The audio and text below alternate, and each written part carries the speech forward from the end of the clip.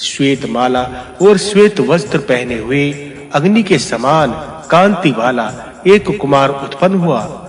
उस तेजस्वी श्वेत को लोहित महारुद्र घोर रूप श्वेत वचर्स महामुख वाले कुमार को ब्रह्मा ने देव देवेश विश्वरूप महेश्वर समझा और उसकी वंदना की। उन्होंने प्रसन्न होकर बड़े जोर से अट्ठास किया, जिससे उनके पार्श्व से तेजोमय श्वेत माला पहनी श्वेत अंगराग से सुशोभित सुनंद ननंद विश्वनंद नामक तेजस्वी ऋषि प्रकट हुए। वे महात्मा श्वेत देव के शिष्य हुए। उन सबने अधोजात महेश्वर की शरण ग्रहण की। हे ब्राह्मणों, जो प्राणायाम परायण होकर योगी लोग उन महेश्वर की शरण में जाते हैं, वे सब निष्पाप तेजस्वी और शुद्ध हृदय होकर ब्रह्मलोक को भी पार कर उत्तम रुद्र को लोक को प्राप्त करते हैं। वायु बोले, इसके बाद 30वां रक्त नामक कल्प कहा गया है।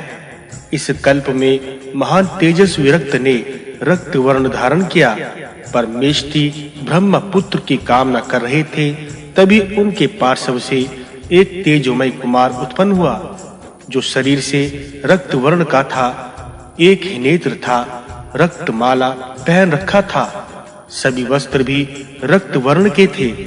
उन रक्तांबर धारी महादेव को कुमार के रूप में देखकर ब्रह्म जी ध्यान में मग्न हो गए और उन्हें विश्वेश्वर जानकर प्रणाम किया। इस पर महादेव जी ब्रह्म जी पर प्रसन्न होकर कहने लगे, हे पितामह, तुमने पुत्र की कामना से मेरा ध्यान किया है, इसलिए तुम अब प्रत्येक कल्प में मुझ लोक पालक ईश्वर को पहचानोगे। यह कहकर भगवान शिव ने अट्ठास किया, जिससे उन कुमार के 4 पुत्र उत्पन्न हुए, जिनका नाम वीरज, विबाहु, विशोक और विश्वभावन था। वे चारों विशुद्ध बुद्धि, ब्राह्मण, वीर और अध्यवासी थे। सभी रक्तांबरधारी, रक्तमाला और रक्त लेप से युक्त थे। उनके मुख और नैना भी रक्त थे। इन सब ने उन वामदेव भगवान से ज्ञान का अभ्यास किया और उनकी स्तुति की। वे लोक हित और शिष्यों को हित दृष्टि से संपूर्ण धर्मों का उपदेश ग्रहण करके स्वयं अपव्यक्त रुद्रदेव में ही विलीन हो गए। हे श्रेष्ठ विप्रो, जो भी व्यक्ति भगवान वामदेव का ध्यान करते हैं तथा उनकी शरण में अनन्य भाव से जाते हैं, वे सभी शुद्ध बुद्ध और निष्पाप होकर सदलोक को जाते हैं, जहां से वे कभी नहीं आते।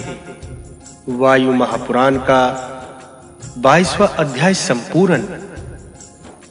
वायु महापुराण का 23वां अध्याय महेश्वर अवतार योग।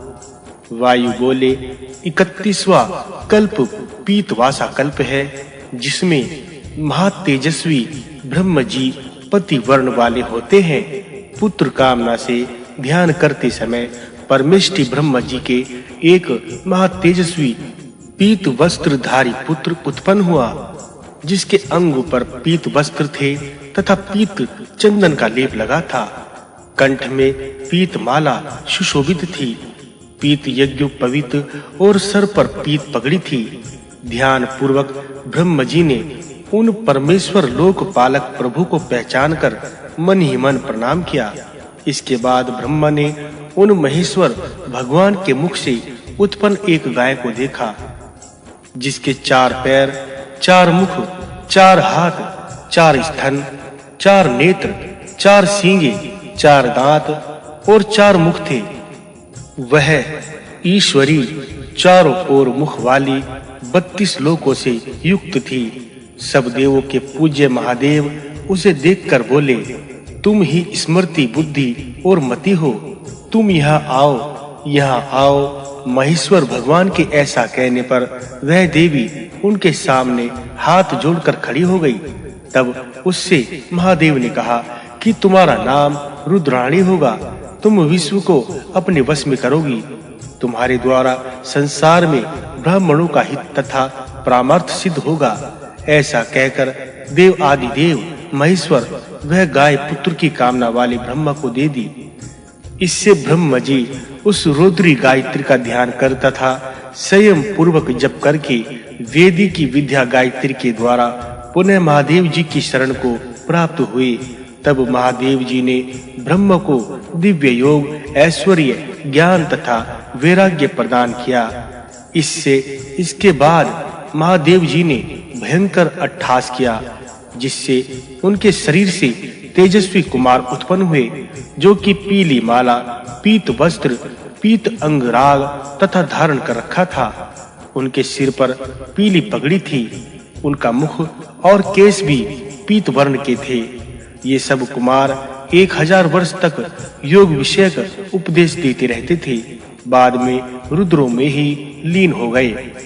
वायु बोले, ब्रह्मा के उस पीत वर्ण नामक कल्प के बीत जाने पर शीत नामक दूसरा कल्प हुआ। उस समय दिव्य सहस्त्र वर्ष तक जगत एक महान जल राशि में था।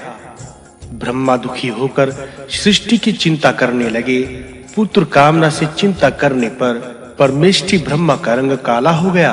तब एक कुमार वहां उत्पन्न हुआ, जो कुमार कृष्ण वर्ण, महावीर्य तथा तेजस्वी और काले वस्त्र पहने हुए थे। वह कुमार काली पगड़ी और काला यज्ञोपवीत धारण किए हुए थे।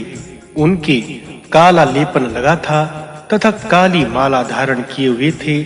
ब्रह्मा ने उन महात्मा को विश्वेश्वर जानकर प्रणाम किया। प्राणायाम परायण महात्मा ब्रह्मा उन यतीश्वर प्रभु की शरण में आए और अघोर मंत्र से उनका ध्यान किया।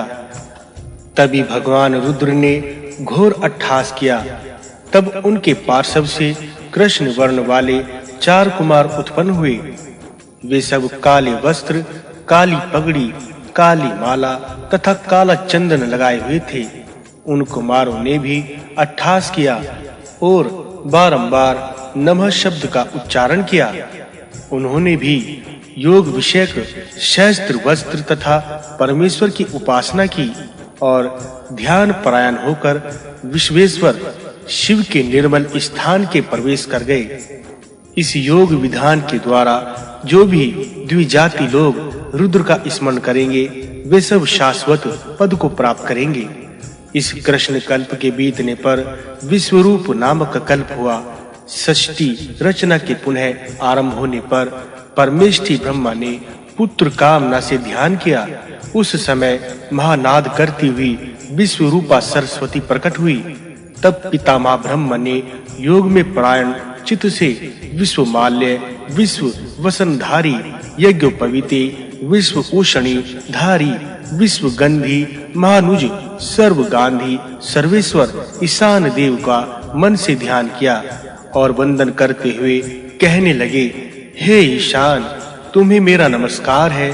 तब शिव ने कहा, मैं तुमसे प्रसन्न हूँ, क्या चाहते हो? ब्रह्मा जी अत्यंत प्रसन्न होकर बोले, हे देव, आपके विश्वगामी विश्वेश्वर रूप को जानने की हमारी इच्छा है।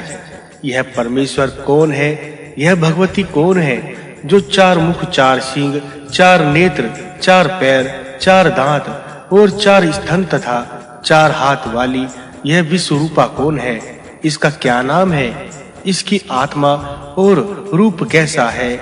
इसका पराक्रम और कर्म कैसा है? सो बतलाने की कृपा करें। महेश्वर बोले, मैं आदि सर्ग के इस रहस्यमय गुहा तत्व को तुमसे कहता हूँ, सो सुनो। यह तो कल्प है, इसको विश्वरूप कल्प कहते हैं। भवादि देवगण इस कल्प के 36वें मनु है। जग से तुमने ब्रह्म पद को प्राप्त किया है, तब से यह 33वां कल्प चल रहा है। आपके सामने ही सैकड़ों हजारों स्वयंभू बीत चुके हैं। आप पहले आनंद नाम से थे और तपस्या की। गाल्व गोत्र में उत्पन्न होकर आप तपस्या के चल से मेरे पुत्र हुए। आप में योग, सांख्य, तप, विद्या, अविद्या, मति, धृति, शांति, स्मृति, पुष्टि, क्रिया आदि 26 गुण मौजूद थे। इस प्रकृति रूपा महेश्वरी को अपनी प्रसूति जानिए। यह भगवती ही जगत की यानी प्रधान प्रगति चतुर्मुखी गोरूपा है। तब शिव ने अट्ठास किया। उनके पार्श्व से कई कुमार उत्पन्न हुए। वे कुमार जति, मुंडी, शिखंडी और अर्धमुंडी थे। ये पराक्रमशाली सभी कुमार योग मार्ग से महेश्वर की उपासना करके रुद्र के शरीर ब्रह्म जी यह सब सुन अत्यंत विस्मित हुए। पुनः भक्ति युक्त होकर बोले कि हे विभो, आप में श्वेत तत्व की प्रकार आया है, सो कहिए। भगवान बोले, यह श्वेत कल्प है। इसके प्रभाव से ही हम श्वेत हुए हैं। हमारी पगड़ी, माला, वस्त्र, अस्थि, मांस, रोम, त्वक, रक्त सभी श्वेत हो गए हैं। हमारा नाम श्वेत ही था, इससे यह श्वेत कल्प कहलाया है। हमारे प्रसाद से इस समय ब्रह्म नाम वाली गायत्री जी भी श्वेत वर्ण है। जब हम लोहित नाम वाले थे, तब कल्प का नाम भी लोहित कल्प था। गोरूपणी गायत्री भी लोहित थी। फिर जब हमारा शरीर कृष्ण वर्ण का हुआ, तब वह कल्प भी कृष्ण कल्प कहलाया। उस समय हम घोर पराक्रमशाली लोक प्रकाशक थे। तब हम अघोर अपव्यय और शांत रूप से विराजमान थे। इस भूतल पर हमारा विश्व रूप से सबने दर्शन किया। तब यह कल्प विश्व रूप नाम से प्रसिद्ध हुआ। इस सावित्री का भी नाम विश्व रूपा हुआ। जो तपस्वी द्विज हमें विश्व रूप में सर्वगामी शिव रूप में देखेंगे, वे रज और तमोगुण से मुक्त होकर रुद्रलोक को प्राप्त हो जाएंगे। रुद्रलोक को प्राप्त होने पर उन्हें इस पृथ्वी पर नहीं लौटना पड़ेगा। हे द्विजगणों, भगवान रुद्र के इस प्रकार कहने पर पितामह ब्रह्मा ने नम्र होकर कहा, हे भगवान, आप विश्व रूपधारी हैं। हे महादेव, आपका यह लोक पूज्य शरीर है। कृपया हमको जानने की इच्छा है, कब किस काल में द्विजाति गण आपको देख सकेंगे और किस तत्व से, किस मूर्ति का ध्यान करके आपका दर्शन लाभ कर सकते हैं। भगवान बोले, हे ब्राह्मण, तपस्या, योग, दान, तीर्थ, दक्षिणा, यज्ञ आदि के द्वारा नहीं बल्कि ध्यान के द्वारा हमें आप देख सकते हैं। त्रिभुवन पति विष्णु ही एकमात्र साधनीय है। वे वराह नाम से प्रसिद्ध होंगे। चारों युग उनके चार पाद होंगे और यज्ञ उनके अंग, चार वेद, चार भुजाएं, ऋतु, संधि उनके मुख दोनों, अयन उनकी आंख, पुण्य आदि हैं। उत्पत्ति प्रलय उनके आश्रम है। वे नारायण ब्रह्मलोक वासियों के लिए भी नमस्कार करने योग्य हैं। जब संसार एक जल के समुद्र में लीन हो जाएगा, उसके बाद आप विष्णु भगवान की नाभि से उत्पन्न होंगे और ख्याति प्राप्त करेंगे। प्रभु के सतप्त वराह कल्प में विष्णु महातेजस्वी काल होकर संसार का संहार करेंगे। तब तुम्हारे विवस्त मनु आपके पुत्र होंगे। उस समय शिखा युक्त श्वेत नामक महामुनि होंगे। हिमालय के छात्रगल पर्वत पर हमारे श्वेत शिखिर, श्वेत शव और श्वेत लोहित चार शिष्य होंगे। वे चारों महात्मा वेद पारंगत और ध्यान परायण होंगे। जब द्वितीय द्वापर युग में प्रभु प्रजापति देव सत्य व्यास नाम से प्रकट होंगे, तब हम संसार के कल्याण के लिए सुतार नाम से प्रकट होंगे। उस समय हमारे दुंदुभी, शत्रुपा, ऋचिक, केतुमान चार पुत्र होंगे। वे योग ध्यान परायण होकर रुद्रलोक में गमन करेंगे। तीसरे द्वापर में भार्गव व्यास नाम से प्रकट होंगे। तब उस युग के अंत में दमन के नाम से पुकारे जाएंगे। उस समय भी चार पुत्र होंगे, जिनके नाम विशोक, विकेश, विशाप और शाप नाशन होंगे। चौथे द्वापर में प्रभु प्रजापति देव सत्य व्यास अंगिरा के नाम से प्रकट होंगे तथा हमारा सुहोत्री नाम कहलाएगा। उस समय भी हमारे सुमुख, दुर्मुख, दुर्दम और दुर्तिक्रम नाम के चार पुत्र पैदा होंगे। 5वें द्वार पर व्यास सविता के नाम से प्रकट होंगे। जब हम कंक के नाम से तेजस्वी ऋषि कहलाएंगे, उस समय भी 4 पुत्र होंगे जिनके नाम सनक, सनंदन, सनातन और सनत कुमार होंगे। छोटे द्वापर में व्यास जी मृत्यु नाम से प्रकट होंगे। तब हम लोकशी के नाम से मशहूर होंगे। उस समय भी हमारे 4 पुत्र होंगे। वे चारों महातेजस्वी और योगात्मक हैं। 7वें द्वापर में महाप्रतापी विभु शतक्रतु होंगे तथा हम उस काल में तेजस्वी जिगीश्वर के नाम से प्रसिद्ध होंगे। उस समय भी हमारे 4 पुत्र होंगे। वे महातेजस्वी होंगे तथा ध्यान में लिप्त होकर रुद्रलोक को जाएंगे। 8वें द्वापर में व्यास जी वशिष्ठ नाम से प्रकट होंगे। उस समय भी उनके 4 पुत्र होंगे। वे चारों महातेजस्वी श्री महेश्वर योग को प्राप्त करके हमारे पास आएंगे। 9वें द्वापर में सारस्वत नाम के व्यास जी प्रकट होंगे। उस समय हम ऋषभ नाम से प्रसिद्ध होंगे। 10वें द्वापर में व्यास जी त्रिधामा रूप में प्रकट होंगे। उस समय भी हमारे 4 पुत्र होंगे। ये भी निष्पाप होकर श्री रुद्रलोक में निवास करेंगे। 11वें द्वापर में व्यास जी तिष्ठम नाम से प्रकट होंगे। उस समय हम कलयुग के समय गंगा द्वार में होंगे। उस समय भी हमारे 4 पुत्र होंगे जो चारों ही उत्तम गति को प्राप्त कर रुद्रलोक में स्थित होंगे। 12वें द्वापर में सत्यदेव व्यास जी सत्यतेजा के नाम से प्रकट होंगे। उस युग में हम अत्रि नाम से प्रसिद्ध होंगे और पृथ्वी में हेमक वन में जाकर तपस्या करेंगे। 13वें द्वापर में नारायण धर्म के नाम से व्यास रूप में प्रकट होंगे। उस समय भी हमारे 4 पुत्र होंगे। तब हम बाली नामक महामनि से प्रसिद्ध होंगे। 14वें द्वापर में सुरक्ष नाम के व्यास होंगे। तब हम युग के अंत में अंगिरा ऋषि के वंश में गौतम जी के नाम से प्रसिद्ध होंगे। तब से हमारा आश्रम गौतम आश्रम के नाम से प्रसिद्ध होगा। 15वें द्वापर में प्रभु प्रजापति व्यास अरुणी नाम से प्रसिद्ध होंगे और वहीं नदी के किनारे पर हिमालय के पर्वत के पहले भाग में आश्रम बनाकर रहेंगे। 16वें द्वापर में व्यास जी संजय के रूप में प्रकट होंगे। तब हम गोकर्ण के नाम से प्रसिद्ध होंगे, इसलिए उस वन का नाम गोकर्ण वन पड़ेगा। उस समय भी 4 पुत्र होंगे और सभी चारों परम पद को प्राप्त होंगे। 17वें द्वापर में व्यास जी कृतकंच नाम से प्रकट होंगे। उस समय हम गुहावासी रूप से प्रसिद्ध होंगे। हिमालय के ऊंचे पर्वत पर महापुण्य सिद्ध क्षेत्र स्थित होगा। उस समय भी हमारे 4 पुत्र होंगे और वे चारों ही ध्यान में लीन होकर योग साधना के द्वारा शिवलोक को प्राप्त करेंगे।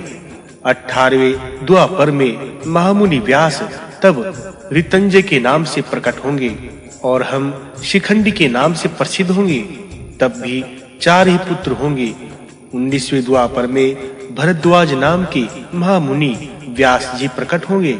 तब भी 4 ही पुत्र होंगे और हम जटामाली नाम से प्रसिद्ध होंगे। 20वें द्वापर में प्रभु व्यास जी वाचय श्रवा नाम से प्रकट होंगे और हमारा नाम अट्ठास पड़ेगा। हिमालय पर्वत के मुख्य भाग पर अट्ठास नाम का विशाल पर्वत है। वहां भी 4 पुत्र होंगे जो चारों ही महेश्वर योग के द्वारा रुद्रलोक में जाते हैं। 21वें द्वापर में व्यास जी ऋषि सप्तम वाचस्पति नाम से प्रकट होंगे। उस समय हम दारू नाम से प्रसिद्ध होंगे। अतः इसी कारण से उस विशाल वन का नाम देवदारू वन पड़ेगा। 22वें द्वापर में शुक्लयान व्यास नाम से प्रकट होंगे। तब हम वाराणसी में ऋषियों के नाम से प्रसिद्ध होंगे और हमारा नाम लांगली पड़ेगा। 23वें द्वापर में व्यास तृण बिंदु नाम से प्रकट होंगे और फिर हम श्वेत महाकाय सुधामिक मुनिपुत्र नाम से प्रसिद्ध होंगे। 24वें द्वापर में व्यास रक्ष नाम से प्रकट होंगे। 25वें द्वापर में व्यास वशिष्ठ शक्ति के नाम से प्रकट होंगे और तब हम दष्टि मुंडीश्वर होकर देवों के पूजे हुए कोटि वर्ष नगर में प्रसिद्ध होंगे। 26वें द्वापर में व्यास जी पाराशर रूप में प्रकट होंगे और जब हम साहिष्णु के नाम से प्रसिद्ध होंगे, कलयुग के शुरू में हम रुद्रवन में स्थित होंगे। 27वें द्वापर से व्यास जी जातकुष्य नाम से प्रसिद्ध होंगे और जब हम ब्राह्मणों में श्रेष्ठ सोम शर्मा के नाम से प्रसिद्ध होंगे और प्रभास क्षेत्र में आश्रम बनाकर निवास करेंगे और योग आत्मक नाम से प्रसिद्ध होंगे।